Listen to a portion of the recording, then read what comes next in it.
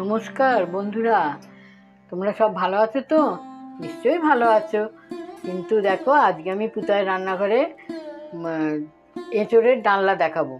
তোমরা দেখো, এটা নিরামিষ নয়, কিন্তু দেখো তাতে কি কি উপকরণ লাগছে। আলু লাগছে, এঁচোড় লাগছে, পেঁয়াজ বাটা, আদা বাটা, জিরে গুঁড়ো, ধনে গুঁড়ো, লঙ্কা গুঁড়ো, টমেটো, চিনি, নুন, গোটা জিরে ফোড়নের জন্য, হলুদ আর তেল, গরম মশলা, এই উপকরণগুলো লাগছে। আমি এবার গ্যাসটা জেলে তেল দিয়ে আলুটা ভেজে নেব। এবার তেলটা গরম হয়ে গেছে, আমি আলুটা ছেড়ে দিচ্ছি।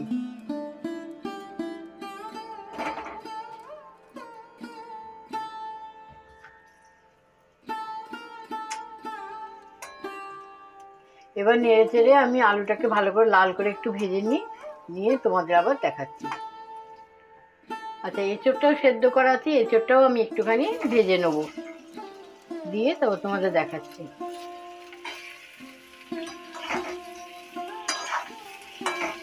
এবার এঁচোড়টাও আমি তুলে নিলাম।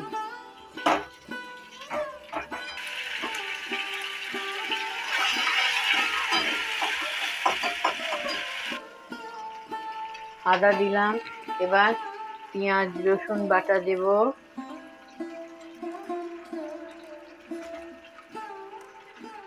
পেঁয়াজ রসুন বাটা, জিরে ফোড়ন দিয়ে আদা বাটা আর পেঁয়াজ রসুন বাটা, ধনে জিরে লঙ্কা সব গুঁড়ো, এগুলো দিয়ে দিলাম।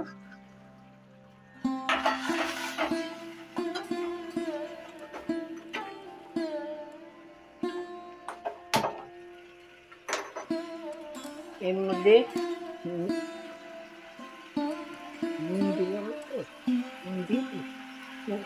নুন দিলাম, চিনি দিলাম আর টমেটো সস দিলাম, দিয়ে এটাকে ভালো করে কষবো।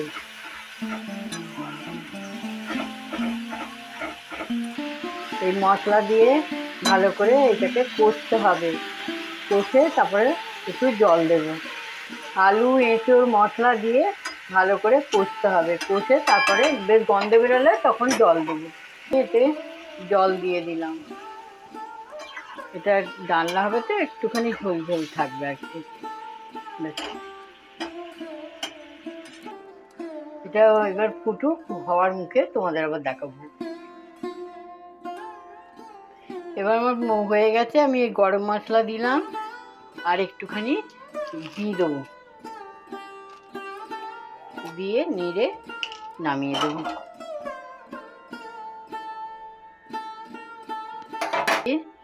ঘি দিলাম, দিয়ে নেড়ে নামিয়ে দেবো।